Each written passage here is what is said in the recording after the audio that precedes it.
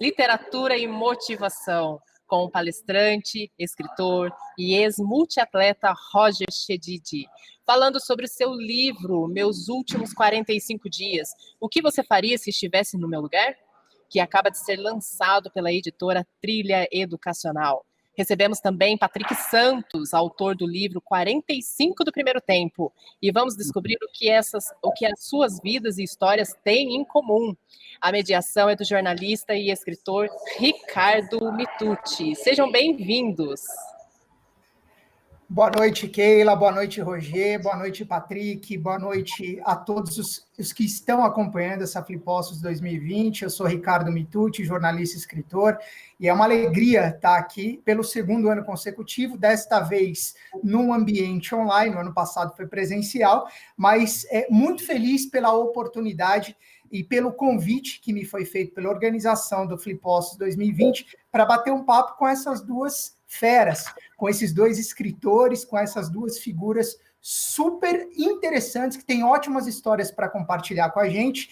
Eu me refiro a Patrick Santos, colega jornalista, assim como eu, escritor, autor do livro 45 do Primeiro Tempo, pela editora Literary Books, e Roger Chedid, ex-multiatleta, apresentador, palestrante, escritor, autor do livro Meus Últimos 45 Dias, O que você faria se estivesse em meu lugar, pela editora Trilha Educacional. Queridos amigos, companheiros, boa noite, Roger, boa noite, Patrick, é um prazer estar aqui com vocês. Eu já quero de cara passar a palavra para vocês, para que vocês estendam essa introdução, essa apresentação introdutória que eu e a Keila fizemos, falando um pouco mais sobre quem são vocês e apresentando para a nossa audiência o livro ou os livros de vocês. A palavra é primeiramente do Patrick, só para seguir uma ordem alfabética. Patrick, boa noite, seja bem-vindo e vamos lá. Boa noite, Ricardo, boa noite, Roger. É uma satisfação enorme estar participando dessa mesa aqui, né? Na verdade, no encerramento da Flippostos. Assim como você, Ricardo, também estou participando, né? Hoje você está mediando aqui essa mesa, agora estou invertendo um pouquinho o papel, falar um pouquinho do meu livro, mas estive ao longo da semana participando de 3 mesas, essa é a minha 4ª mesa, muito legal, um evento importante, hoje faz, né, sem dúvida nenhuma, está no hall dos grandes eventos literários do país, né? Flippostos realmente vem crescendo muito nos últimos anos. Uma pena só, a gente está fazendo isso remotamente, mas não tenho dúvida que o ano que vem estaremos juntos. Quero muito estar com vocês, conhecer a história do Roger também, que o livro dele é fantástico. Você sabe que hoje eu também comecei a dar uma olhada, dei uma boa folhada. Que história incrível, eu acho que vai ser muito interessante ouvir dele, né, também essa história, que de alguma maneira se cruza com 45, né? Eu acho que tem algo aí muito, muito interessante, até quem deve estar nos assistindo agora deve estar falando, poxa, que interessante essa história, né? Eu vou contar rapidamente, assim, a minha história e porquê do livro, né, o 45 do Primeiro Tempo, né? 45 do Primeiro Tempo, porque na época que eu escrevi o livro eu estava com 45 anos, né? Isso é o primeiro detalhe do livro. E eu estava com 45 anos num intervalo da minha vida, eu tirei um sabático. Então, certa manhã eu estava descendo para o yoga, né? Eu estava aqui muito perto de casa, eu já estava começando a escrever meu livro e me veio um nome assim, poxa, você está num período sabático, você está num intervalo e você está com 45 anos, né? E me veio aquela expressão, sabe aquela expressão muito comum, até os jornalistas sabem bem, né? Pô, aos 45 do segundo tempo, eu entreguei a minha matéria. Aos 45 do segundo tempo, eu terminei a minha reportagem, né? Ou, sei lá, se a gente estender para todas as áreas, aos 45 eu vendi a minha casa, né? Sabe? Então, eu falei, poxa, eu estou no intervalo de vida, eu estou com 45 anos, vai chamar 45. Por que 45 do Primeiro Tempo? É onde eu conto um pouco essa minha história. Né? Eu tenho uma história no jornalismo, né? Fiz carreira lá na Jovem Pan, cheguei até um cargo executivo, cheguei à gerência de jornalismo, até 2018, quando eu resolvi dar um tempo na minha vida. Eu achei que a vida estava pedindo mudanças, eu estava num processo de muitas mudanças, de querer entender essas novas comunicações que estavam surgindo. Eu já estava num processo de estafa também, de muito trabalho, né? Eu já vinha num processo de de muito trabalho. Desses últimos 5 como executivo, eu ajudei a criar 2 dos programas de maior sucesso hoje na emissora, né? Os Pingos nos Is e o 3 em 1, 2 programas que eu também apresentei. Depois eu fiquei mais nesse cargo executivo, mas em 2018 eu falei, não, eu vou dar um tempo, vou repensar a minha carreira. Eu tinha cumprido uma jornada muito interessante na reportagem especial até o cargo que eu cheguei, mas a vida estava me pedindo mudanças, então resolvi dar um tempo. O caminho que eu encontrei foi descomprimir, né? Eu fui abrir espaço para coisas novas surgirem. Fiz um planejamento financeiro para que eu pudesse dar essa parada, não foi nada da noite para o dia, né? Eu fiz todo um planejamento para repensar a minha vida, e ali em 2018, então, eu dei esse tempo na minha carreira, né? Não fui atravessar os oceanos de veleiro, não fui meditar na Índia, não fui para o Tibete, né? Eu costumo dizer que eu fui subir e descer as ladeiras de Perdizes, que é o meu bairro aqui em São Paulo, e é um encontro de uma outra parte de mim que havia me escapado, né? Então, fui fazer o que eu chamo e falo muito no livro, que é uma viagem interna, né? Eu acho que o Roger vai falar muito disso, né? Também. Eu acho que a gente refaz uma série de conceitos, a gente vai fazer a viagem mais interessante que a gente pode fazer na vida é essa, né? Não que eu não tenha vontade de meditar na Índia, cruzar os oceanos de veleiro, tem muitas coisas legais para conhecer, mas a principal viagem é essa viagem interna. Foi isso que eu fiz, e aí surgiu um pouco essa ideia de lançar o livro. Eu escrevi o livro, lancei o ano passado, né, ali no Conjunto Nacional da Avenida Paulista, fiz todo um planejamento, e a partir do livro surgiu a ideia do podcast, né, que hoje eu entrevisto, o Roger vai ser um dos meus entrevistados em breve, eu já estou montando uma nova agenda aí para entrevistados, para trazer essa história magnífica dele, e eu trago pessoas que têm histórias legais, pessoas que se reinventaram, né? Pessoas que foram em busca de seus sonhos. Então, esse é uma extensão do livro, é o meu podcast, 45 do Primeiro Tempo. Está vindo agora uma plataforma também para levar para o mundo corporativo, a importância da gente fazer a pausa, né? Está surgindo aí um documentário que até o começo de dezembro já vai estar lá pela Panflix. Então, estou nesse processo de movimento com esse conceito do 45 do Primeiro Tempo como um intervalo. Então, é basicamente essa minha história. Quero tomar o seu tempo, depois vamos trazer para o Ricardo e questionando a gente, mas basicamente essa é a minha história, gente. Muito bom, Patrick, e é engraçado. Eu me sinto muito em casa com essa mesa, porque eu sou jornalista esportivo, apesar de estar aqui hoje como mediador de literatura, mas eu sou jornalista há 20 anos e praticamente durante 85%, 90% desse tempo, eu passei trabalhando no esporte, tanto em redação quanto como assessor de imprensa. E quando me foi feito o convite para mediar essa mesa, falei, bom, é quase um jogo de futebol, porque nós temos de um lado alguém que está falando sobre uma virada aos 45 do primeiro tempo, que é o Patrick, né, para essa viagem interna, e alguém do outro lado que entrou quase na prorrogação da vida, que é o Roger, falando aí dos 45 do segundo tempo. Então, eu queria passar essa bola para o Roger, porque eu li o livro do Roger, também já tinha lido o livro do Patrick, aliás, já tive contato com o Patrick não faz tanto tempo assim, num outro evento, né, mas o Patrick trouxe uma informação e eu vi a manifestação do Roger, eu vou aproveitar esse gancho para passar a palavra para ele, que os dois viveram uma transformação aos 45 anos de idade, porque eu sei que o Roger também vai falar isso agora. O que aconteceu com o Roger foi aos 45. Eu faço 42 em janeiro próximo, então eu acho que eu tenho 3 anos aí pela frente para passar por essa jornada do jogo, ou no primeiro ou no segundo tempo. Roger, querido, a palavra é sua. Traga-nos um pouco mais aí do que é o seu livro, por que 45 minutos do segundo tempo, como eu estou fazendo essa brincadeira, essa analogia. É um prazer estar aqui com você. Bom, antes de mais nada, o prazer é tudo meu. Ricardo, Patrick, duas feras, e eu, a primeira vez que eu estou participando desse evento. Bom, a minha história é o seguinte, eu fui atleta, multiatleta, né? Eu fui, com 10 anos de idade, fui seleção paulista de futebol de salão, com 11 anos de idade fui campeão sul-americano de saltos ornamentais, e no qual eu passei a ter uma responsabilidade muito grande em querer ser um exemplo de pessoa, uma referência. Com 18 anos de idade, fui me tornei faixa preta de karatê. Viajei para os Estados Unidos para fazer parte da maior empresa de shows aquáticos do mundo, chamada Maxo Associated Corporation, onde eu me tornei aqualoco. Fiz show na SeaWorld de San Diego, no Knott's Berry Farm em Los Angeles. Trabalhei no Canadá, morei 7 anos fora. E então, como dá para perceber, eu sempre fui um cara muito privilegiado. E um belo dia, quando eu voltei para o Brasil, eu voltei como presidente de uma arte marcial americana chamada Kenpo Havaiano, onde eu tive o privilégio de treinar com uma das maiores lendas das artes marciais dos Estados Unidos, que hoje é falecido já há um ano, que era amigo particular do Bruce Lee, me tornando presidente do Kenpo Havaiano no Brasil.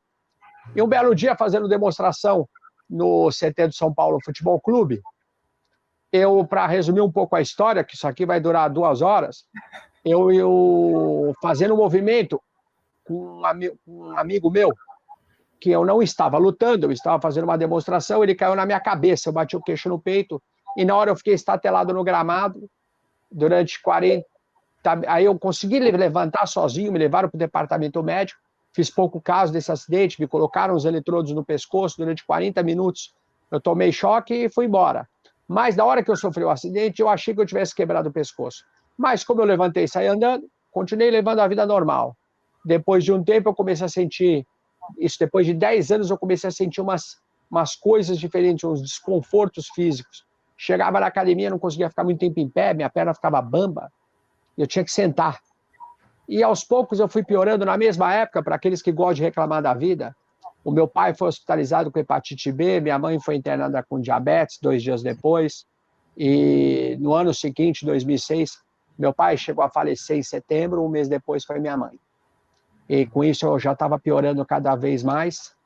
Aí eu procurei os médicos, eles acharam uma compressão na minha medula, na altura da primeira vértebra, que para os médicos eu não era para estar vivo. Para eles eu era para estar ou morto, ou o que eles chamam na medicina de inferno, tetraplégico, traqueostomizado. Mas não, eu continuava a andar. Eles falaram que era pelo fato de eu ter sido um atleta, nunca ter bebido, fumado, sempre cuidei muito da minha saúde. Continua levando a vida que você leva. E assim eu fui piorando. Quando chegou em 2012, eu já não aguentava mais andar, eu estava muito mal. Eu estava, literalmente, eu estava me arrastando. Procurei um fisioterapeuta que foi um dos meus primeiros faixas pretas de Kenpo no Brasil, e ele, Roger, mas e teu pescoço? Porque eu estava com dor na lombar, eu não tinha dor no pescoço. Aí ele me levou no médico para fazer um exame com o médico especialista em coluna. Na primeira foto, ele viu que meu pescoço estava quebrado. Ele falou, meu, como é que teu pescoço está quebrado? A primeira vértebra está solta e ela está esmagando a medula. E é por isso que você está com problema de coordenação motora, equilíbrio e sensibilidade profunda. Aí ele falou para mim, Roger, nós precisamos operar urgente. E é uma cirurgia delicada, na qual eu vou ter que estar trabalhando em cima da zona de respiração. Eu vou ter que passar 2 pinos na primeira vértebra, 2 pinos na segunda, tirar o osso do teu quadril, colocar entre as 2 vértebras e meio que chumbar uma vértebra contra a outra. Você vai ter que ficar 3, 4 meses com o pescoço sem mexer, mas a margem de erro é 0. E na mesma época, o meu irmão tinha me convidado para fazer uma viagem com ele, que meu irmão é empresário e jogador de futebol, para fazer uma viagem com ele de 1 mês. Eu nunca tirei 1 mês de férias na minha vida. E aí o que eu fiz?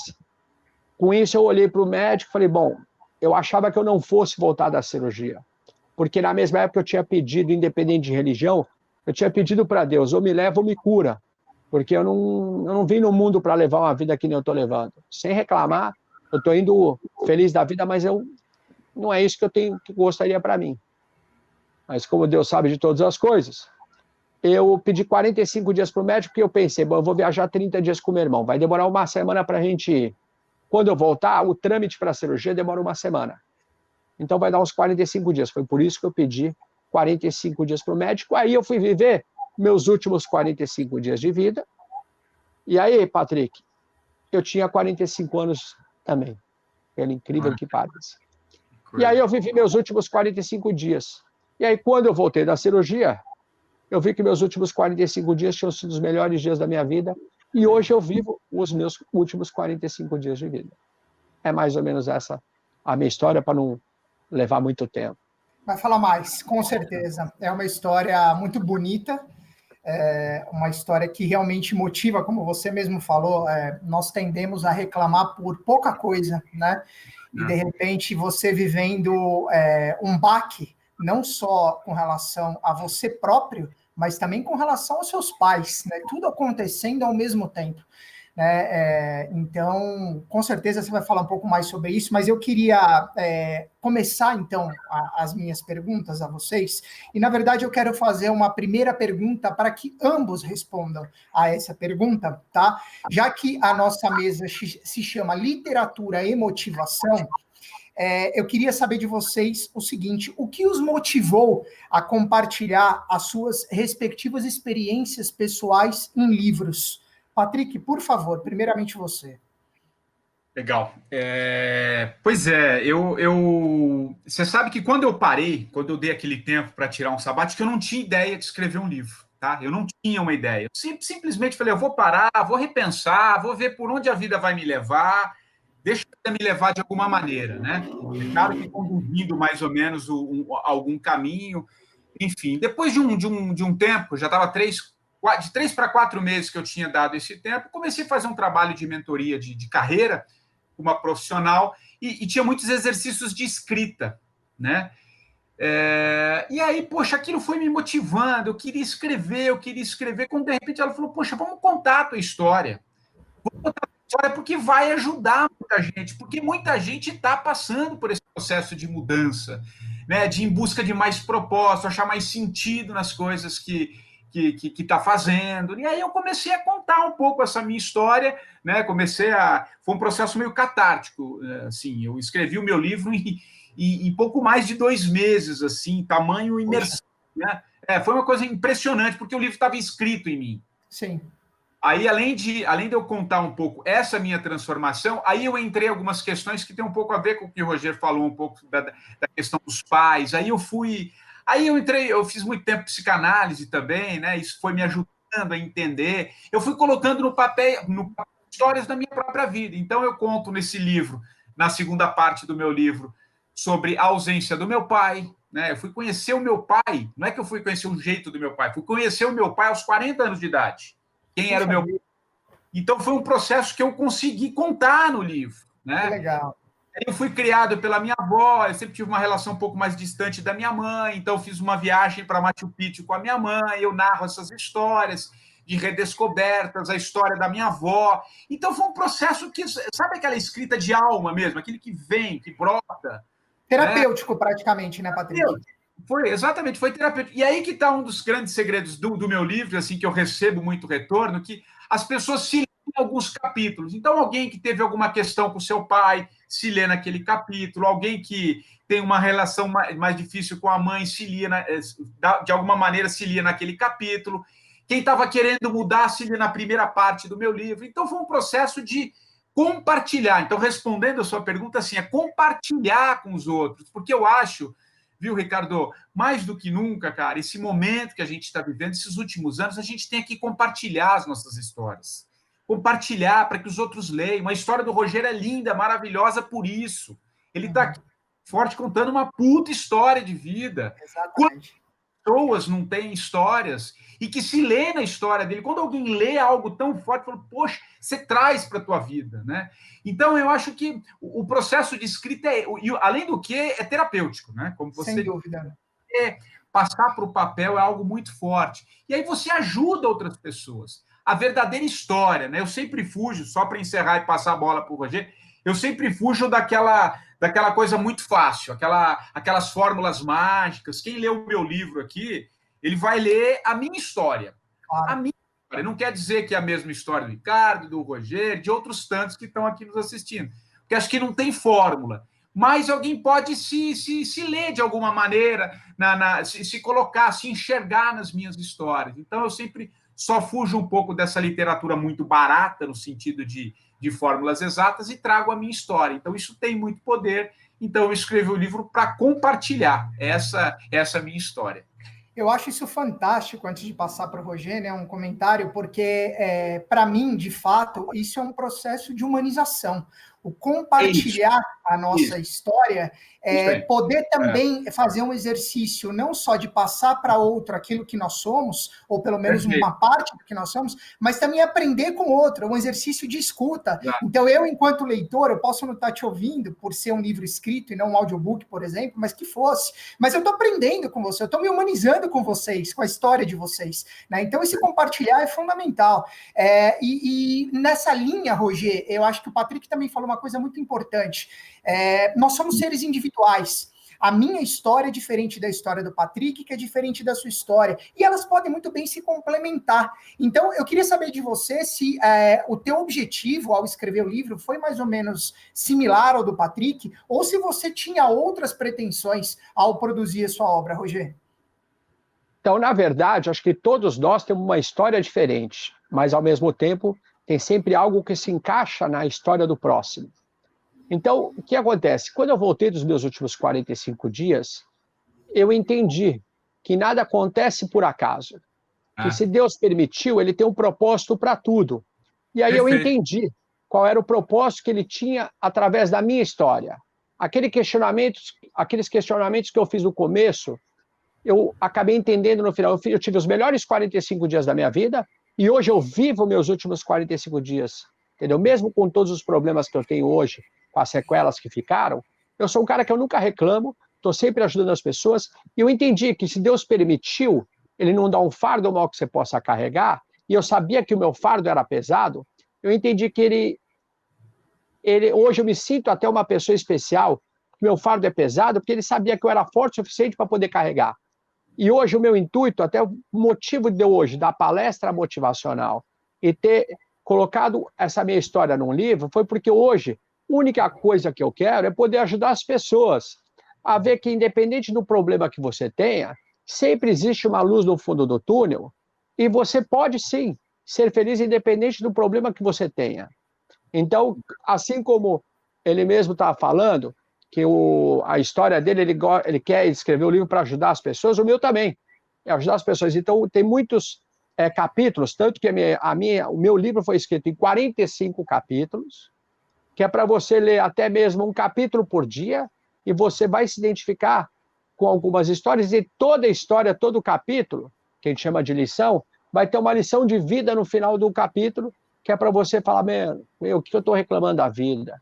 Entendeu? A gente tem que parar de reclamar daquilo que não tem e começar a dar graças a Deus daquilo que você tem, e aproveitar aquilo que você tem.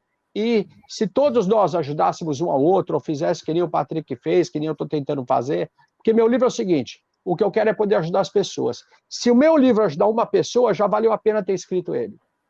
É esse o intuito, é isso que me motivou a poder colocar a minha história, porque não é todo mundo, infelizmente, que tem a garra, que nem a gente teve, de colocar a história no papel, independente se é uma história triste, uma história que a gente é humilhante, que eu acho que os humilhados são exaltados, os exaltados são humilhados. E da mesma maneira que eu já fui muito humilhado, porque hoje eu sou tirado até de bêbado na rua, por eu ter problema de equilíbrio, eu tenho histórias fantásticas, eu levo tudo na brincadeira, mas eu tenho histórias fantásticas e engraçadas em relação a isso.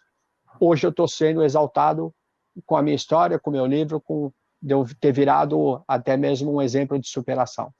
Muito legal. E quando você fala, é engraçado, né? Porque quando você fala em humilhação, eu pelo menos vejo que você, que foi um multiatleta, um campeão extremamente jovem, né? Nas modalidades com as quais você esteve envolvido, hoje você estava até falando nos bastidores, e se você quiser, fique à vontade para detalhar um pouquinho mais, hoje você tem dificuldade de locomoção, hoje você é o que a medicina chama de PCD, né? Pessoa com deficiência, né? E ainda assim, você traz essa palavra para a gente, né, que, entre aspas, somos normais, não temos uma deficiência como você acabou, hoje você tem, né, e reclamando, às vezes, por coisas mínimas, né? Então, eu acho que quando vocês se desnudam, aí vale para ambos, porque quando eu falo da questão da humilhação, é porque, para mim, enquanto escritor também, enquanto comunicador, a partir do momento que a gente toma coragem de contar a nossa história pessoal para outras pessoas,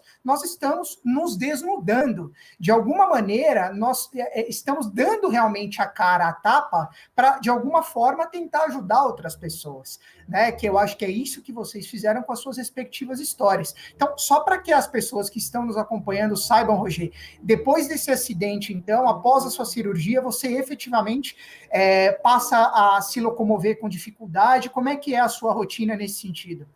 Então, Ricardo, olha só, para quem fazia o que eu fazia, eu cheguei a saltar, eu acho que eu fui um dos primeiros, devo ter batido até recorde mundial, eu saltei de 27 metros numa piscina de 3 de profundidade, com 15 anos de idade, Puxa onde eu vida. ficava de costas, numa escada, a 27 metros de altura, onde eu fazia saltos com 3 parafusos, 3 mortais, e hoje eu tenho dificuldade de andar. Mas o que me deixa mais triste é que mesmo com todas as dificuldades que eu tenho hoje, que realmente eu não tenho problema em falar que eu sou deficiente físico, porque eu, como sou deficiente, estou melhor que muita gente normal.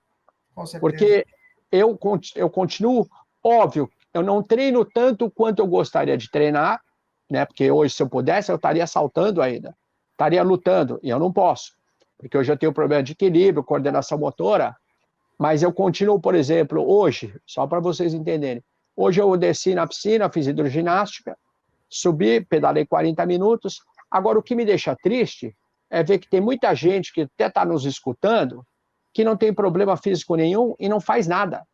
E se torna mais deficiente do que eu. Sim. Que mesmo com as minhas deficiências, ainda acabo fazendo alguma coisa. Com certeza. Às vezes a deficiência não é só no corpo, né? Às vezes a deficiência Total. também tá na nossa cabeça, né? A gente impõe limites a gente mesmo, né?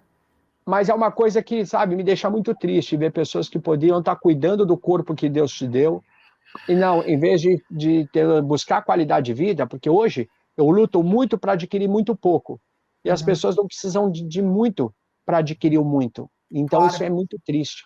Com certeza. Isso me entristece. Com certeza.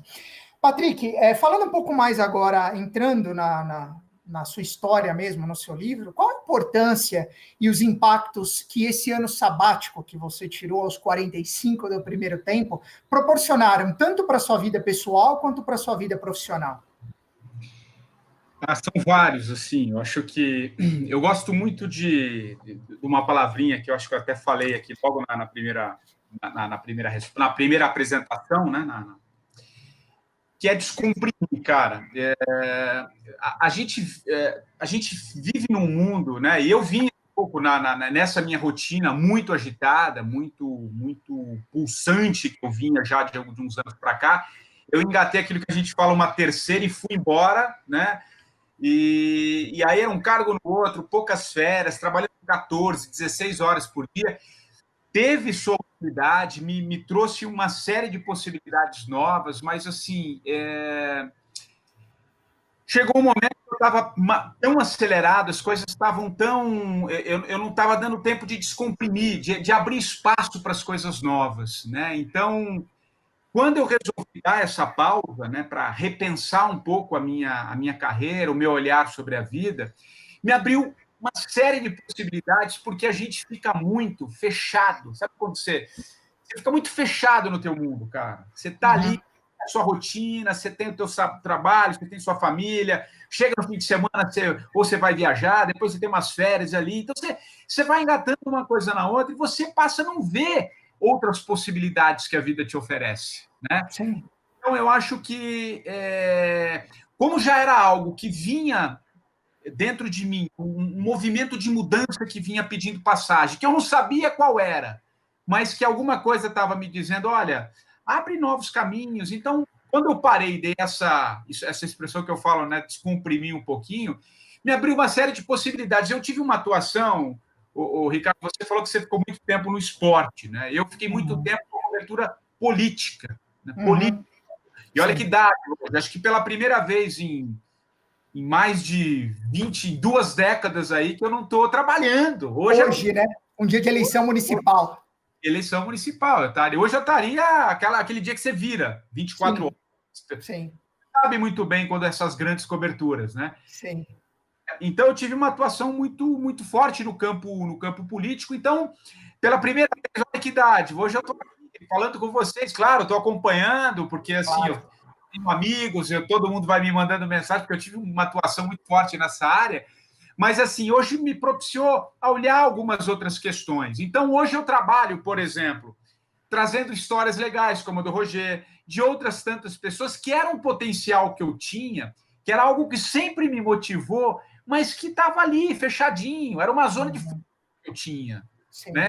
Fazer histórias, humanizar, como você disse. Eu acho que a gente precisa, acho que o mundo caminha muito nesse sentido, a gente só não está olhando. Né? Exatamente.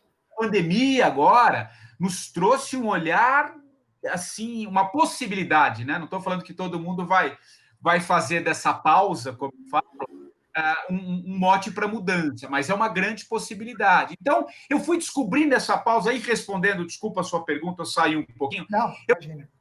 Um pouquinho essa zona de força que a gente tem, que muitas vezes a gente acha que a gente não tem, porque a gente está naquela rotina e você não abre espaço. Eu estou infeliz no trabalho, né? Falando um pouquinho do que o Roger estava falando, que as pessoas às vezes não dão muita atenção, a gente fica naquele piloto automático. Mas eu sou infeliz, porque, pô, como assim? Então vai em busca do que faz sentido para você. Né? Vai em busca. Você tem o corpo, você tem saúde, ali você vai, então vai, sabe? Então, essa possibilidade de descoberta de outras potencialidades que eu tinha, o sabático me ajudou. Essa possibilidade de pausa me ajudou a encontrar novos caminhos. Então, hoje eu estou agora desenvolvendo esses programas, trazendo gente legal. Então, isso na minha vida profissional. Na minha vida pessoal, foi muito importante para rever essas histórias todas que eu falei há pouco. Sim. Né? A reorganização da minha vida. Sabe quando você... Todo mundo tem aquele quartinho interno, não tem? Aqui na sua casa. Você tem um quartinho que você vai colocando as suas coisas lá. A gente tem os nossos quartinhos, né? Com certeza. Colocando tudo ali naquele quartinho. Na hora que eu parei, eu falei, poxa, eu preciso mexer aqui. Então, eu fui tirando um a um, me entendendo um pouquinho melhor, porque quando a gente está bem com a gente consegue externar isso, né? Então, sem dúvida. A pausa me ajudou muito no pessoal como no profissional de descobrir novas potencialidades e, de alguma maneira, hoje eu me sinto muito mais pleno, talvez, do que eu faço hoje. Acho que é... Que legal. Sem deixar o que eu vivi lá atrás, né? Como usado também. Claro. Ô, Patrick, antes de voltar para o Roger, você falou de trabalhar 14, 16 horas, e eu tive o privilégio, como falei na abertura, de ouvir parte da sua história num outro evento recente, né? Um evento de comunicação. E você usou uma expressão, executivo zumbi, que você se sentia assim durante parte da sua trajetória, antes desses 45 do primeiro tempo, e falar um pouco dessa forma de vida automática, meio zumbi também. O próprio Roger menciona também no livro dele. O que eu queria saber de você é se você chegou a ter episódios, Patrick, de estafa realmente, de problemas físicos, de repente achar uma crise de ansiedade, porque é uma rotina puxada, e aí eu falo de uma posição conhecida para mim, que é a posição de jornalista, né? Embora não trabalhando em redação como você, mas é uma rotina puxada, trabalhando numa editoria super, hiper complexa, que é a editoria política, né? Então, queria só que você compartilhasse isso também com a nossa audiência, por favor. Fisicamente, psicologicamente, você enfrentou algum tipo de problema durante essa fase, antes de fazer o teu sabático? Eu tive muito próximo de uma síndrome de burnout. Tive sim. Porque era um estafa assim, e isso foi afetando, inclusive, meu lado criativo.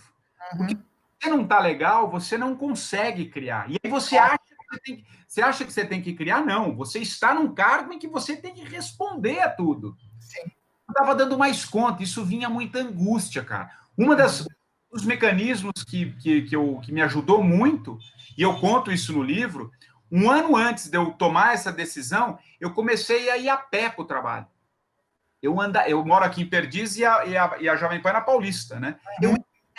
Então, toda manhã, 1 hora indo, caminhando, e 1 hora voltando, porque era um momento que eu conseguia, sabe, aliviar um pouco pensamentos, aliviar de alguma maneira, né? Psiquicamente, dormia muito mal, meu corpo, porque o corpo fala, né? Com certeza. que o Roger, talvez, o Roger pode falar até melhor do que eu. Me pipocou, começou a me soltar um monte de ferida. Enfim, eu estava num processo assim, porque mentalmente eu não estava legal, né? Então eu precisei.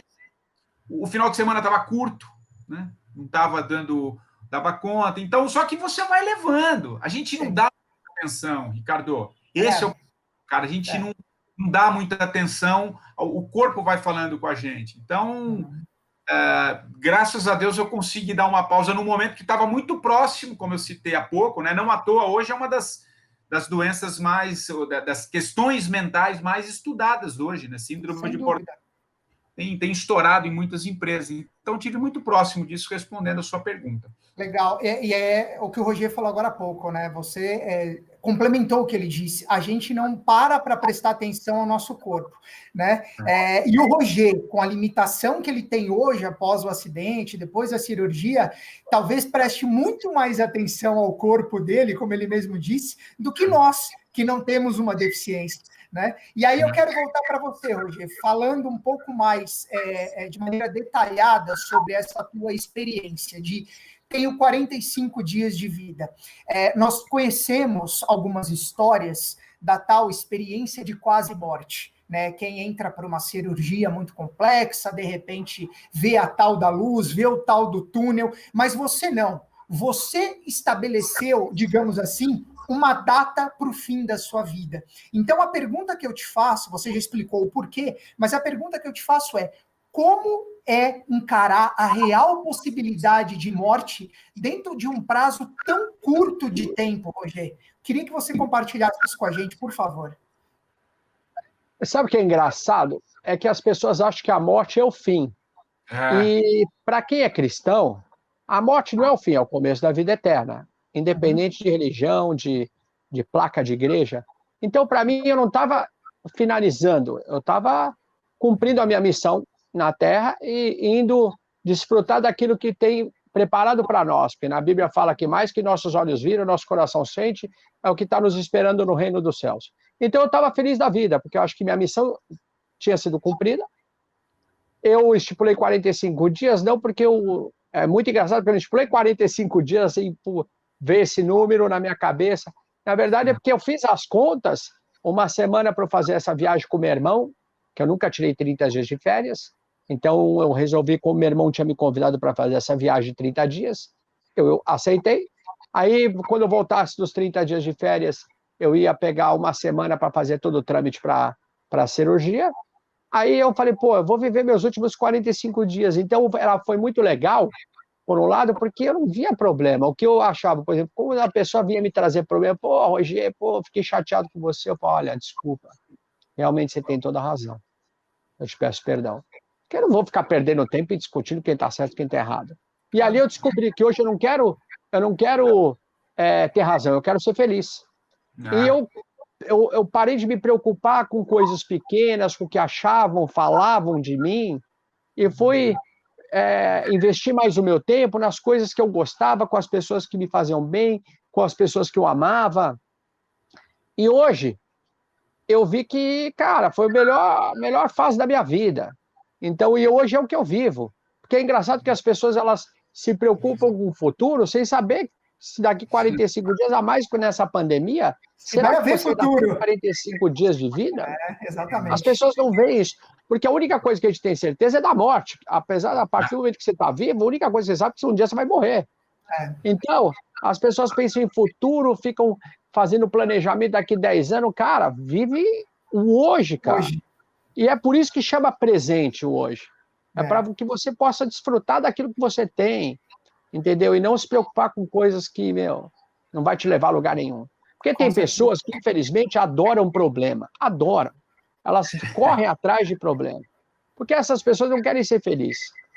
Entendeu? Tem muitas pessoas que, é o que eu falo no meu livro, demoram até para resolver um problema que, você vai ter, resolve logo, porque atrás de um vem outro. Você quer acumular problema, então manda bala. Fora então, que tem isso hoje... que você falou, às vezes a gente não sabe se vai ter tempo de resolver depois, né? Então hoje é o que eu falo, hoje, cara, eu sou feliz da vida, eu sempre fui, é o que eu falo, no meu livro eu falo assim, por exemplo, tem pessoas que queriam conhecer a Disney, eu trabalhei num parque igual a Disney, Tem pessoas que queriam conhecer celebridades, eu fui personal das celebridades. Tem gente que queria fazer um esporte, eu fui campeão em 3 esportes. Então, eu não podia reclamar. Eu era um cara super feliz, eu sempre fui muito abençoado. Deus me deu tanta coisa que eu estava indo feliz da vida. Eu não estava tipo, tanto que eu não deixei ninguém da minha família saber do risco que eu estava correndo. Entendeu? Passei muita alegria para eles, sempre amei a todos, saí distribuindo amor para todo mundo, que é uma coisa que hoje eu falo, que as pessoas têm muita dificuldade de fazer, de falar para um ente querido, eu te amo. Inclusive o capítulo 7, a lição 7 do meu livro, para vocês que já leram, sabem, é muito bacana, porque eu falo sobre isso, sobre o amor. Cara, fala pro teu filho, você usa a boca para beber, para fumar, e para falar pro teu filho, para tua mulher, para tua esposa, eu te amo, você ainda tem dificuldade, você devia ter vergonha. Cara, que é um dos maiores dons que Deus nos deu, as pessoas ainda têm dificuldade de falar, eu te amo, e aí eu falo, se amanhã Deus levasse teu pai, teu filho, ou tua mulher, como é que você ia ficar sem ter falado eu te amo para eles? Talvez você nunca dormisse mais da tua vida tranquilo. Então a gente tem que aproveitar esse momento para fazer tudo aquilo como se fosse o último momento da nossa vida. Com certeza. Tolstói tem um conto belíssimo chamado 3 Perguntas, que, em síntese, uma das coisas que ele fala no encerramento, já dando um spoiler aqui, é justamente esse ponto que você traz hoje. A gente tem que valorizar o presente, porque a gente tende muito mais a ter um pé no passado ou um pé no futuro do que o pé no hoje, né? E o que importa é hoje, porque hoje a gente está aqui. Amanhã a gente não sabe, e ontem a gente não consegue mais mexer, né? Então, isso que você traz é muito importante. Agora, eu vou insistir só um pouco, né, complementando a pergunta que eu fiz, porque na sua resposta, eu li seu livro, eu percebi que você é um homem crente, né? Você é um homem que crê em Deus, né? Você aparentemente diz que não temeu a morte porque acredita que a morte não é o fim. Agora, nem todo mundo, independentemente da religião, encara dessa forma, né, Rogério? Eu acho que tem muita gente que talvez no seu lugar, eu mesmo, eu tenho dificuldade para lidar com a morte, talvez se eu estivesse vivendo a sua situação, eu não sei como seria encarar esses 45 minutos finais, né, ou talvez essa prorrogação com essa sobriedade que você tratou, né, esse seu período. Então, para quem lê o teu livro, está claro, a fé é muito importante. Esse é um recado que você também quer transmitir para quem acessa a tua história, Roger, que talvez a fé, independentemente de qual opção religiosa, qual credo a pessoa tenha, a fé é fundamental para lidar com as dificuldades e com os problemas? Olha, eu vou falar para você que no meu caso, foi tudo. Porque eu sempre fui muito... Eu sempre me preocupei muito com a perfeição do meu corpo, tanto que com 36 anos de idade, eu fiz a capa de uma revista fazendo abdominal. Eu sempre fui muito egocêntrico, muito... E eu acho que eu entrei para a igreja em 2000. E eu falo sem medo nenhum, se não fosse a igreja, no modo geral, Deus na minha vida, entendeu? Eu acho que eu teria me suicidado. Então, eu acho que a crença, independente da religião, me ajudou muito a me centralizar, a entender que Deus tem um propósito para tudo, que Deus não dá um fardo, que Ele é pai, não é padrasto, que se Ele me permitiu, Ele tinha um motivo. Óbvio que não é uma coisa, eu não vou falar para você que eu fiquei feliz, hoje eu sou feliz em não andar mais, não. Mas, entendeu? Óbvio que eu gostaria de estar correndo, gostaria de estar saltando, mas você tem que aproveitar aquilo que Deus permitiu que acontecesse com você. Então, eu falo que a igreja, Deus, a minha fé na minha vida fez uma diferença enorme ao ponto de eu não tirar minha vida, porque do jeito que eu era egocêntrico, me preocupava com o meu corpo, imagina que eu ia aceitar ficar gordo, aceitar perder para os outros, jamais. Então, eu acho que é o que eu falo. Eu entrei para a igreja em 2000, tudo aconteceu bem depois, então parece que Deus me preparou todo esse período para poder que deixasse acontecer o que aconteceu comigo. Certo. Então, realmente, a minha fé me ajudou muito a ser um cara feliz, independente dos problemas que eu tive e tenho. Perfeito. Uma pergunta... Achei interessante, posso só fazer uma colocação? Por favor. Eu acho muito interessante isso do que o Roger falou, e eu tenho observado também muitas entrevistas que eu tenho feito lá no podcast, E ele chamou atenção nessa coisa, pô, aos 36 anos eu fui capa de uma revista, eu tinha o abdômen, depois a vida me mostrou, né, em função de tudo que eu passei, você passa a dar valor a outras questões que estão muito acima, né? E eu acho que, ouvindo o Roger falando, me traz muito esse momento que a gente está vivendo também, de muitas transformações, que parece que a gente descobriu a morte agora, faz 7 anos, quando o Covid bateu na porta de cada um, todo mundo, opa, deixa eu me recolher aqui, porque a morte existe. A morte sempre existe. A gente não vê, né? Quando você passa a observar, e o depoimento dele é muito importante, imagina, um atleta multicampeão, né? Multicampeão, corpo, atleta, personal de celebridades, quer dizer, você vivia um mundo que era um mundo que estava mais fora do que dentro, talvez, né? Mais fora do que dentro. E ele, ao falar isso, é muito reflexivo e nos leva também a ver o que vale de fato na vida. Claro, por exemplo, o esporte é importante. Em que sentido? Para a saúde. Você não precisa fazer... Eu sou casado com uma personal e isso é muito interessante. Minha mulher também trabalha ela é educadora física também, né? E uma das coisas que chama muita atenção na vida dela é isso. As pessoas, às vezes, querem fazer muito para o corpo. E o legal é você fazer para a sua saúde, né? Para a sua saúde. Patrick, só para complementar rapidinho o que você está falando, eu me preocupava tanto que hoje eu não vivia. E eu tive que passar por tudo isso para hoje poder viver. Então, hoje, não é que eu também chuto o pau da barraca, mas eu brinco e falo, eu não quero ser mais o defunto mais sarado do cemitério. Exato. Essa eu gostei. Essa foi muito boa, muito boa. Olha, vou até anotar aqui. Porque as pessoas, elas fazem as coisas de uma maneira, não aguento mais nego sentar na minha mesa, é frango com batata. Frango com batata. Vai começar a nascer pena aí. Já tanto frango que você come. Eu falo, cara, hoje eu vivo. Eu não chuto o pau da barraca, mas eu como um doce quando eu quero.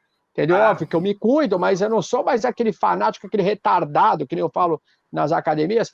Aqui jaz o defunto mais sarado do cemitério.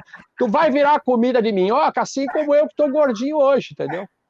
A gente já não come mais comida, a gente come proteína, carboidrato e não sei. Pô, isso é muito chato. Pelo menos é a minha opinião, né? Eu tô externando aqui a minha opinião. Isso. Mas é muito chato, né? É o que o Roger tá falando, a gente deixa de viver, a gente passa a ter uma preocupação com o exterior e esquece do nosso interior. É exatamente isso que o Patrick estava falando agora. Agora, o que eu acho interessante, e é legal vocês tocarem nesse ponto justamente agora, porque minha outra pergunta, que é para os dois, é justamente nessa linha. Por que a gente só tende a mudar o rumo das nossas vidas, geralmente, a maioria, né, quando se depara com uma situação extrema, seja numa situação de estafa, como essa, por exemplo, que o Patrick vivenciou, seja numa situação de quase morte, realmente, como essa do Roger. Então, queria ouvir dos dois. Por que a gente, como costuma se dizer no popular, só consegue aprender pela dor e não aprende pelo amor? Por que, na opinião de vocês? Muito bom. Vai você lá, por favor. Então, na verdade, a gente até fala, né, que as pessoas se aproximam de Deus na dor ou no amor. No amor eu não conheço ninguém, mas na dor é todo mundo, incluindo eu. Tudo bem, eu não me aproximei de Deus quando eu tive esse problema. Eu me aproximei de Deus quando eu tive um problema lá atrás, com uma namoradinha que me abandonou, eu estava sofrendo, e na época tinha uma pessoa do meu lado que começou a me ajudar, e era da igreja, e foi na dor. Então, infelizmente, né, enquanto a água não bate no glúteo, a pessoa não se mexe. Então, eu acho que o ser humano é muito acomodado, né? Eu ainda brinco no meu livro e falo que o mundo é um supermercado. Você entra no supermercado, você tem direito, livre-arbítrio de pegar o que você quiser, mas você vai passar no caixa e vai ter que pagar essa conta. Então, você tem que tomar muito cuidado com o que você pega, porque tua conta pode ser alta.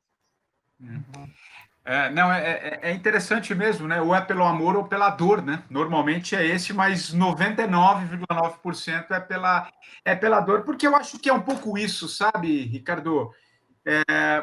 A gente fica muito conectado à nossa existência, a gente olha muito pouco para os lados, cara. A gente, a terceira, a gente vai tocando a vida, porque, claro, com as dificuldades, uns mais, outros menos, mas assim, a gente não para observar. A gente dá pouca atenção ao outro, a gente fica muito fechado em nossos mundos, nos nossos mundos particulares, e o mundo passa a girar em torno da gente. Então, quando você está muito imerso naquilo, né, naquela tua ciclotinia de vida, aquele teu esquema de vida, você para muito pouco para dar atenção. Quando te vem algo assim muito forte, no caso do Rogério ali, entre a vida e a morte, né, eu tive alguns recados que a vida estava me dando. Né? Eu vinha com um processo interno, eu resolvi apostar um pouco nessa minha ideia. Né? Eu não tenho um caso como ele ali, de extremo mesmo. Mas, assim, a vida estava querendo me dar recado. Também vinha uma dor interna, porque a minha dor ela era interna. Claro. Ali que não estava legal. Então, a gente não para. Quando vem uma porrada, né? Você passa a entender. Porque você entende...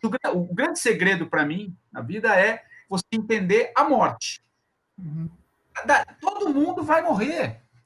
É a única certeza que a gente tem. É a única certeza. É a única certeza que tem é a morte. Então, quando você entende que dali você não vai passar, como é que eu quero levar a minha vida até o dia que a gente não sabe qual é, né?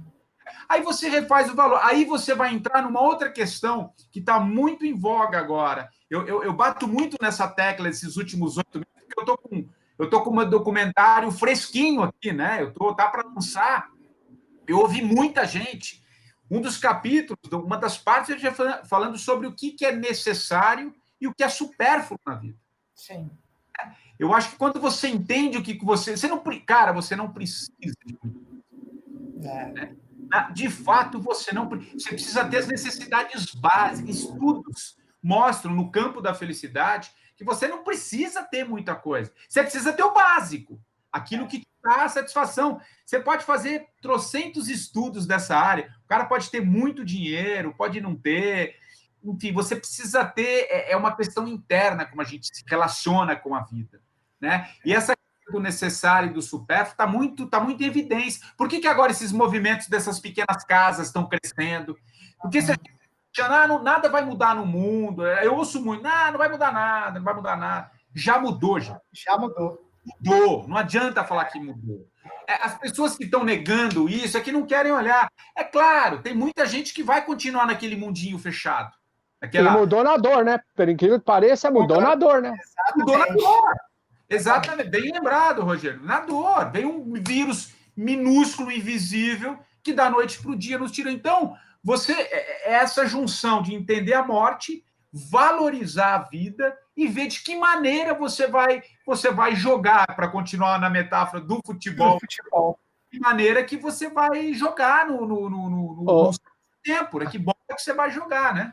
Exatamente. Patrick, é impressionante que é na dor que a gente está falando, né? Olha, a pandemia foi na dor, e mesmo assim, você para analisar, tem muita gente que não caiu a ficha, não entendeu o recado. E uma coisa que eu falo que é muito engraçado, né, meu? As pessoas, elas têm dificuldade ainda de aprender com o erro dos outros. Cara, aprender com o erro dos outros dói menos, e é até sinal de sabedoria. Não, mas tem gente que precisa apanhar para aprender. Por mais que a gente tenha escrito nossos livros, que é um livro que vai servir para ajudar as pessoas, tem gente que vai ler, vai entender e não vai seguir. Por isso que eu falo, a escolha é uma coisa muito importante que o ser humano tem que entender. Através das suas escolhas, você pode crescer, que nem você fez uma escolha, Patrick, ó, aonde você chegou, fez uma mudança maravilhosa na tua vida, assim como na minha. Como tem pessoas que escolhem errado e sabem que está errado, porque tem vezes que a gente, é o que eu falo, você faz a coisa certa, corre o risco de dar errado. Agora, se fizer errado, não tem como dar certo, eu nunca vi isso na minha vida. Mas tem gente que vai lá e faz a coisa errada, que é para tentar dar certo, e acaba, óbvio, pagando um preço alto. Exatamente. A gente está caminhando aí para a reta final desse nosso bate-bola. Já? Já. Mas eu acho que o pessoal da Flipostos ainda vai dar uma prorrogação aí para nós.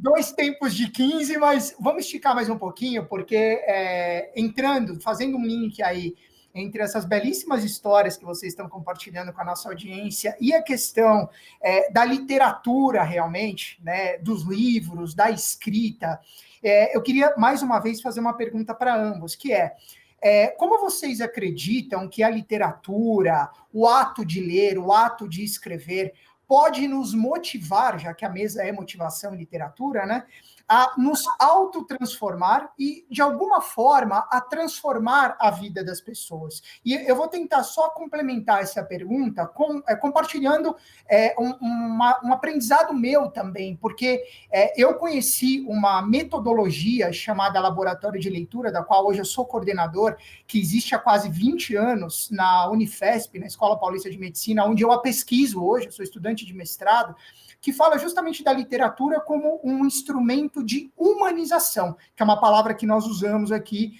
durante o nosso bate-papo. E queiramos ou não, as histórias de vocês, né, essas histórias lindas que vocês compartilharam em livros, de alguma forma vão tocar as pessoas. Pode ser que não toque todas, mas vai tocar. Vai ter gente que vai se sentir tocada com elas. Então, eu me convenço de que os livros, o ato de escrever, o ato de ler uma narrativa, de alguma maneira pode nos transformar e, de alguma maneira, pode ajudar com que nós transformemos outras pessoas, transformemos o mundo. Queria saber se vocês concordam com isso e de que maneira vocês enxergam isso, a importância da literatura para um processo de autotransformação e de transformação do outro. Bom, eu não sei, eu vou usar aqui, eu não sei o que seria da minha vida se não fosse isso que está atrás de mim. Esse belíssimo fundo que você tem aí. Eu não sei, Ricardo, eu não sei mesmo, sim, porque eu, desde pequeno, né, eu sempre gostei muito de ler, eu me lia nas histórias, a gente consegue trazer para as nossas vidas essas grandes histórias, né? Eu sou um amante, Ricardo, também de literatura, de ficção, né? Eu sou um amante de várias escolas, eu também gosto muito. E quando eu escrevi meu primeiro livro, que não tem nada a ver com ficção, na verdade, é um relato pessoal, né? Eu sou pós-graduado em jornalismo literário, né? Literário. Eu sou da escola que hoje o jornalista está tudo assim, né? Você tem espaço para essas grandes reportagens, mas o que é o jornalismo literário, né? O jornalismo humanizado, né? Você fazer uma reportagem trazendo o humano como centro, né? Você tem uma reportagem, né? Você, em vez de ser aquela descrição fria de uma notícia, você pega um personagem, escreve, humaniza, né? Exato. Porque eu sei da força. Quando você lê pode ser um índice de inflação que sai ali mensalmente. Se você trouxer alguma história que alguém que está sendo impactado pela inflação, de que maneira isso se interfere, você humaniza, né? Exato. Frio numérico que pouco interessa. Mas, infelizmente, aí a gente entraria numa outra discussão, não é para essa mesa aqui, mas a gente consome histórias, né? Até quando você está sonhando, você está contando histórias, né? Às vezes, é verdade. Você está contando histórias para você mesmo, né? A nossa vida é uma narrativa, né, Patrick? É uma narrativa, exato. É uma narrativa. Isso. Então, a todo momento que você está almoçando, você está contando histórias. Então, compartilhe muito, Ricardo, não tenho dúvida disso. Sou um amante, se a gente quiser, de ficar falando de livros aqui. Está espalhado. Só escolher, né? Enfim, é isso. Roger, para você, de que maneira você vê essa questão? Então, eu vou ser muito honesto com vocês. Olha, eu fico até com vergonha de ver atrás dele, porque eu acho que o número de livros que eu li está aqui atrás de mim. Mas você já plantou uma árvore, pelo menos, vai. Então, eu tô até com medo, só não tive filho ainda, que é o que todo mundo já teve. Eu também Na verdade, assim, eu vou ser honesto, eu nunca tive o hábito de ler. Até acho que pelo fato de eu comecei a ser professor muito cedo. Eu, com 11 anos de idade, quando eu fui campeão sul-americano de saltos ornamentais, eu já comecei a receber salário do meu clube para competir pelo clube. Com 13 anos de idade, eu me tornei treinador da escolinha de saltos ornamentais. Então, o Patrick vai concordar comigo, mais do que professor, a gente é quase um psicólogo para os nossos alunos. Então, eu sempre fui de ouvir muito as histórias e de querer ajudar as pessoas, entendeu? Em trazendo uma palavra. Então, eu acho que eu mais ouvi histórias do que li histórias. Essa é a realidade. Mas, sem dúvida nenhuma, os maiores gênios, você vê o quanto eles já leram na vida. Para mim, as pessoas mais sábias são aqueles que leem muito mais. Então, eu não posso dizer que eu seja um sábio. Então, mas eu acho óbvio que é importantíssimo a leitura. Infelizmente, eu nunca tive o hábito de ler. De alguma forma, Rogério, ainda que seu livro, assim como o do Patrick, não seja um livro de literatura, né, é um livro que você sabe, você espera que ajude as pessoas, né? Os dois livros, na verdade. Né? Então, de alguma maneira, como o Patrick falou há pouco, e eu venho insistindo nisso, vocês compartilharam as narrativas de vidas de vocês. Né? E essas narrativas vão tocar as pessoas. Eu aprendi fazendo escrita criativa e eu levo isso para a vida, não só na escrita, mas aquilo que a gente escreve com o coração toca as pessoas. Mas eu falo de levar para a vida porque eu acho que aquilo que a gente faz com o coração toca as pessoas, mexe com alguém, né? E certamente as histórias de vocês, as narrativas de vocês, de alguma forma vão transformar vidas. É o que você falou, Rogério, não importa se uma, se 10, se 100, se 1000, mas a partir do momento que alguém se sente tocado com isso, a tua missão enquanto escritor foi cumprida. Total, Ricardo. Quer ver uma coisa muito interessante? Como é que acabou surgindo esse negócio, tanto da minha palestra quanto do meu livro? Porque talvez o Patrick entenda tanto quanto eu. A minha história, para mim, é uma história simples, porque aconteceu comigo. Aí, uma vez, uma aluna minha falou, Rogério, eu queria que você desse uma palestra na minha empresa. Eu falei, contasse a minha história. Ela falou, eu queria que você contasse a sua história. Bom, eu fui lá, ela me deu 1 hora, montaram um vídeo de 5 minutos, meio que assim, eu fui lá e contei minha história como se estivesse batendo um papo. Aí, quando acabou a palestra, ela falou, Rogério, deixa eu falar uma coisa, senta aqui. Você entendeu que começou a tua palestra com 90 pessoas, terminou a palestra com 120, durante 1 hora ninguém pôs a mão no celular? Isso é para você entender, cara, que a tua história é importante ser contada, você tem que contar. Bom, aí eu resolvi realmente dar palestra, eu tive o privilégio de um cineasta escrever a minha palestra, onde minha palestra hoje é muito bonita. E aí, na segunda vez que eu dei uma palestra, o Paulo Alvarenga, que é um baita de um palestrante motivacional, que trabalha com emoções, adorou a minha palestra e fez um desafio de eu escrever meu livro. E foi assim que tudo surgiu. E aí, hoje eu entendeu? Que, cara, o que para mim, de repente, não é nada, para muitas pessoas tem um significado enorme. E é por isso que eu fiz, para poder ajudar as pessoas. Porque eu não quero ficar rico, para mim dinheiro... Eu não conheço um rico feliz. E vamos falar também que talvez a gente não conheça muitos escritores ricos, né? Pelo menos aqui no Brasil.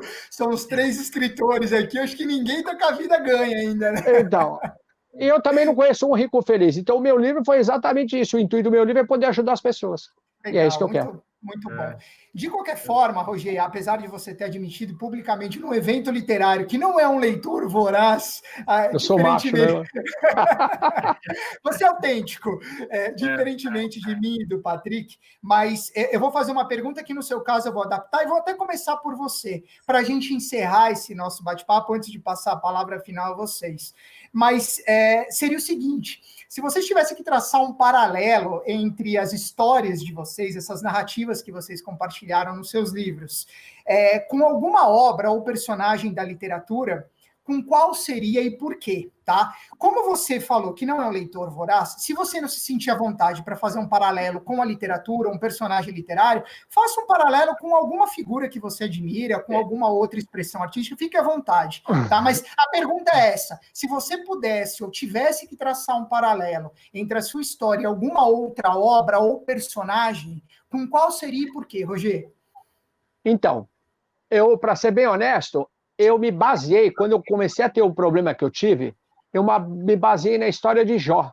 Foi uma coisa onde eu me apeguei muito e eu fui entendendo, fui fazendo um paralelo com a história de Jó, por que que Jó passou tudo isso e aonde ele chegou, e se Deus permitiu que tivesse acontecido isso comigo, talvez chegasse ao mesmo ponto, e realmente aconteceu, tanto que muita gente na minha igreja brinca, fala, pô, é engraçado que não tem, né, primeira Roger e segunda Roger na Bíblia, né, devia ter. Então, quer dizer, foi isso que no final eu acabei me apegando, e o qual me ajudou muito para ter uma vida melhor, que é o que eu tenho hoje. Que legal, muito bom, Roger, muito bom. É uma referência, talvez, da narrativa mais clássica de todas, que é a Bíblia, né? Independentemente das questões religiosas, eu costumo dizer que a Bíblia e talvez a Ilíada e a Odisseia são as obras fundadoras da nossa civilização, né? Então, é muito interessante você trazer esse paralelo com o Jó. Agora você, Patrick, qual personagem, qual obra que, de repente, você consegue fazer um paralelo, fazer um link aí com a sua narrativa de vida? Legal. Bom, são várias, assim, como eu disse, eu li muita coisa, mas tem um que nem é muito conhecido aqui no Brasil, que é de um cara que já faleceu, que eu sou fã incondicional, é um dos livros mais deliciosos que eu li, que na hora que você falou, eu já puxei ele aqui, porque ele está sempre, é um livro de cabeceira, que é esse aqui, Um Adivinho Me Disse, do Tiziano Terzani. Tiziano Terzani foi um jornalista, né? Ficou quase italiano. Ele foi um correspondente internacional. Ele foi um dos primeiros correspondentes internacionais do Ocidente no Oriente, né?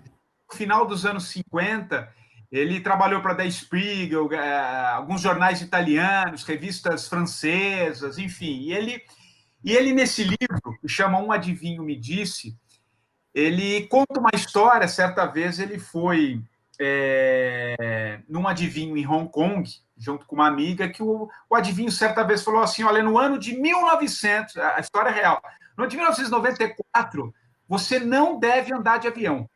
Você não deve andar de avião. E faltavam alguns anos, mas aquilo ficou martelando na cabeça dele, você não deve andar de avião.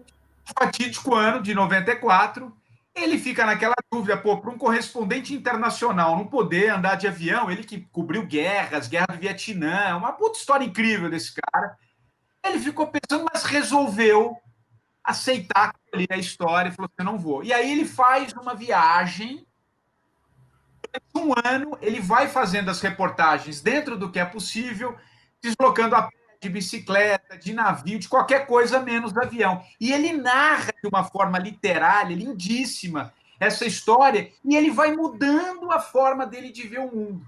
Que legal. Né? Ele começa a desconcertar, ele começa a dar os primeiros dados dessa ocidentalização do Oriente. No final da vida, ele se torna um guru, um estudioso de vários campos da espiritualidade. É muito interessante a história desse cara. Qual que é o paralelo? Assim, por que eu me lia muito no livro? Não que eu digo o meu processo de mudança. Eu não precisei fazer toda essa viagem, mas nessa parada, nesse intervalo dele de um ano, né, eu fui vendo muitas... A minha forma de ver o mundo mudou. Muitas coisas quando eu parei, né, quando eu resolvi parar. Então, não fiz essas longas viagens que ele fez ali, fazendo todos esses... bicicleta, carro, ônibus, qualquer coisa que não seja avião, mas eu fui subir e descer as ladeiras aqui do meu bairro, né? Conhecer histórias, ele traz muitas histórias. E então a minha forma de ver o mundo tem muito a ver com essa mudança que ele teve. Então, gostei muito da tua pergunta, porque me veio na hora, o adivinho me disse, na hora me veio esse cara, que é um livro fantástico, você que é um leitor voraz, jornalista. Vou atrás. Ele tem, você vai achar só em sebo, acho que não tem mais. É um 400, mas é deliciosíssimo. E tudo isso que a gente está vendo da China, essa ocidentalização do Oriente, ele já falava isso ali no começo dos anos 90. Então ele vai contando, narrando de uma forma belíssima, deliciosíssima desse livro. Acho que eu falei. Muito legal. Não, falou não. Ó, eu queria aproveitar, antes do encerramento, certamente ele está nos assistindo, meu querido amigo Torelli, editor do Roger, editor da Trilha Educacional. Ele deu uma sugestão aí na nossa call que antecedeu esse bate-papo. Eu vou dar mas é bate-bola mesmo entre vocês, tá? Para que um faça uma pergunta para o outro. uma pergunta objetiva, uma resposta objetiva, para aí a gente encaminhar nosso encerramento, porque certamente o juiz da Flipossos vai apitar o fim desse jogo já já. Então, eu queria, começando pelo Roger, já que o editor que deu a ideia é o do Roger, meu querido amigo Torelli. Roger, faça uma pergunta para o Patrick e, após a resposta, Patrick, já emende uma pergunta para o Roger, por favor. Ô, Patrick, vamos lá. Minha pergunta para você é o seguinte: como você vive a sua vida hoje, depois dos 45 do primeiro tempo? Olha, batendo uma bola bem diferente da bola que eu batia. Eu acho que hoje eu trago muito esses conceitos de pausa, cara. A gente precisa pausar a vida. Uma coisa que eu aprendi muito nesse processo, que é o seguinte, Ricardo e Roger: pausa também é movimento. Pausar também é se movimentar. As grandes ideias, as grandes coisas surgem quando você pausa. Então, fazer respiros ao longo do dia, sabe? Refletir, usar o dia um pouco para refletir, né, sobre uma série de questões, dar um pouco de espaço para essas coisas novas surgirem. Então, eu adoro muito esse conceito de pausa. Eu falo muito isso também nas minhas palestras. Pausar também é se movimentar, porque quando a gente para, de alguma maneira, a gente reflete, e quando a gente reflete, a gente dá um passo, um norte um pouquinho mais definido, né? Mais sólido, mais seguro. Então, eu acho que é assim que eu vivo. E, emendando, então, eu vou refazer essa pergunta. Como é que você, por tudo que você passou, cara, por toda a sua história, como é que você está vivendo esses dias? É um dia para você? Como é que é um... Seria legal te retribuir com essa pergunta também, cara. Olha, eu te falo que a minha vida hoje é uma vida com alegria. Eu sou um cara mais alegre, eu vivo a minha vida com alegria, independente dos problemas que eu tenha. Eu tiro tudo na base da piada. É o que eu falo, eu não quero ter razão, eu quero ser feliz, eu vou ser feliz. Hoje, eu falo para a pessoa: olha, cara, o que você está fazendo está errado. Não, mas eu não acho que está errado. Então tá bom, continua fazendo. Não vou ficar discutindo. A gente tenta orientar, tenta ajudar, né? Entendeu? Então hoje eu vivo a vida com alegria. Eu faço piada de tudo e é isso. Eu não sei quando é que meus últimos 45 dias vão chegar. A única coisa que eu quero é justamente que Deus me permitiu é de mudar o final da minha história, porque eu falo que a única coisa que a gente deixa quando a gente vai embora é a história da nossa vida. Você vê Ayrton Senna, todo mundo admira e lembra ele até hoje. Tem pessoas que morreram talvez mais bonitas que ele, que ninguém nem lembra mais. E eu falo para as pessoas, que é o que eu tento ajudar, falo: olha, a única coisa que você vai deixar vai ser a história da tua vida. Cada dia que passa é um capítulo novo que você está escrevendo da sua história. Então, tenta mudar o final da tua história agora, e a mudança tem que começar já, que talvez não dê tempo. Então é assim que eu vivo minha vida, tentando ajudar as pessoas e buscando a felicidade. Meus amigos, muito bom. Eu queria, por favor, que antes de concluirmos, vocês deixassem os serviços de vocês.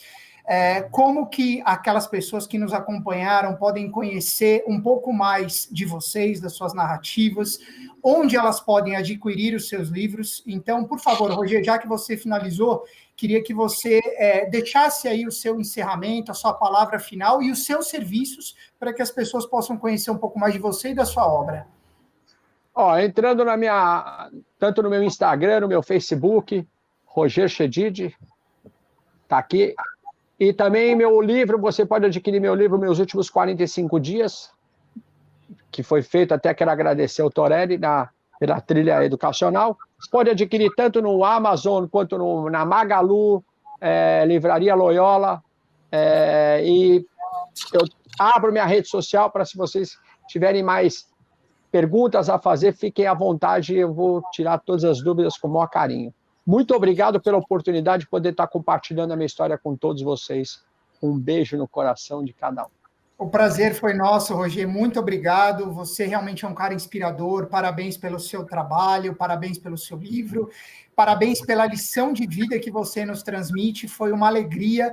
eu saio mais humano dessa nossa conversa. Muito obrigado e sucesso para você, que você continue levando esse teu bom humor, esse teu otimismo por muitos e muitos e muitos 45 dias ainda. Obrigado pela oportunidade, viu? Patrick, meu amigo, meu colega de trabalho, por favor, deixe seu serviço, deixe sua palavra final para a gente encerrar essa nossa mesa. Legal, também quero agradecer muito essa mesa deliciosíssima, que encerrar eu que tive algumas mesas aí ao longo da Flippostos, terminar com esse papo tão legal, conhecer mais a fundo a história do Roger, falar mais uma vez com você, Ricardo, meu colega de profissão, ainda vamos estar juntos em muitos outros eventos. Com certeza. Como espero encontrar também o Roger, espero não, o Roger em breve vai estar no podcast 45 do primeiro tempo, só estou aí uma nova temporada, ele vai estar lá. Pode contar comigo. Mas eu já tá lá anotado e você vai falar assim, contar toda essa história que você contou aqui e mais um pouco ainda. O meu livro, com certeza, 45 do primeiro tempo, ele tá disponível em todas as livrarias, acho que é fácil, tem na Amazon, tem na Livraria Cultura, na Martins Fontes, eu fiz um lançamento nacional, então ele tá em todas as plataformas, dá para comprar digital, e eu deixo também a minha rede social, o Instagram, que é o patricksantos.oficial. Lá eu posto muitas coisas, eu compartilho as entrevistas que eu faço no podcast e costumo trocar ideia com todo mundo que navega por lá. É o patricksantos.oficial. Mais uma vez, muito obrigado pelo carinho, pela essa noite especial aí. Tá bom? Prazer foi meu, Patrick. Toda vez que eu saio para caminhar de manhã, antes de começar meu dia, eu moro no Tatuapé, não tem ladeira como tem aí em Perdizes, mas inevitavelmente eu penso em você. Eu falo, eu tô caminhando por aqui, tentando fazer essa pausa que eu aprendi com você. Muito obrigado, foi um prazer estar com você mais uma vez. Queria agradecer a Keila, que já está aqui com a gente também, da Flippostos. Queria deixar meu muito obrigado à minha querida amiga Gisele, que é a curadora da Flippostos, que trouxe essa mesa. Verdade, um beijo a todos. Encerrando esse evento, hoje a gente teve o privilégio, num feriado, né, da proclamação da República, um dia especial, um dia de eleições municipais, né? Meu muito obrigado a você que esteve conosco. Roger, quer falar mais alguma coisa ainda? Pelo incrível que pareça, hoje faz 8 anos que eu operei o pescoço. Mais um motivo para a gente celebrar, né? Celebrando a vida. Então, meu muito obrigado a todos vocês que estiveram conosco até agora. Meu muito obrigado a Keila e a Gisele por terem estendido a nossa prorrogação. Um grande abraço a todos vocês e espero, se Deus quiser, que em 2021 a gente esteja juntos presencialmente para celebrar o livro, celebrar a vida na Flippostos 2021. Eu deixo aqui meu beijo, meu abraço e meu muito obrigado a Roger, Patrick, a GSC e até a próxima, se Deus quiser. E antes de destinar os meus agradecimentos aos nossos queridos convidados, eu tenho alguns recadinhos aqui para dar. O Flippostos 2020, edição virtual, é uma realização da GSC Eventos Especiais, em parceria com a NUB, Aprendizado Sem Barreiras. Agradecemos aos nossos patrocinadores, BDMG Cultural e Editora Sextante, a parceria cultural do Sesc Minas e Senac Minas, ao apoio cultural da TEG, Experiências Literárias, EPTV Sul de Minas e Móveis Trevisan. Agradecemos as editoras e expositores. E eu estou muito feliz em ter gerenciado a sala de autores e lançamentos aqui no Flippostos Virtual. E em nome do festival agradeço a todos que nos acompanharam, a todos os nossos convidados que estiveram aqui dividindo conosco tanto conhecimento, sabedoria e experiências, e juntos fomentaram pela leitura e cultura no nosso país. E eu não poderia finalizar essa sala tão especial em melhor companhia, e agradeço ao Roger, Patrick e Ricardo por esse bate-papo maravilhoso, e com certeza vou querer encontrá-los novamente em 2021, seja no modo presencial, no modo virtual, mas que nós estejamos juntos, né? Celebrando sempre a leitura, a literatura e a cultura no nosso país. Muito obrigada, e a partir de hoje, com certeza, eu e o nosso público, nós passamos a viver os nossos últimos 45 dias, né? E também pensando nas nossas pausas, né, tão necessárias aí, para que a gente retorne com mais força e vitalidade para o nosso segundo tempo. Ricardo, muito obrigada, eu já tive o prazer de conhecê-lo pessoalmente aqui no Flippostos presencial, agradeço aí a mediação sempre impecável, E, Obrigado. mais uma vez, aos nossos convidados. Um grande beijo, um grande abraço e obrigada por me ajudar a finalizar essa sala tão especial em 2020. Obrigado, gente. Valeu. Grande abraço. Um beijo a todos. Tchau, até mais. Tchau.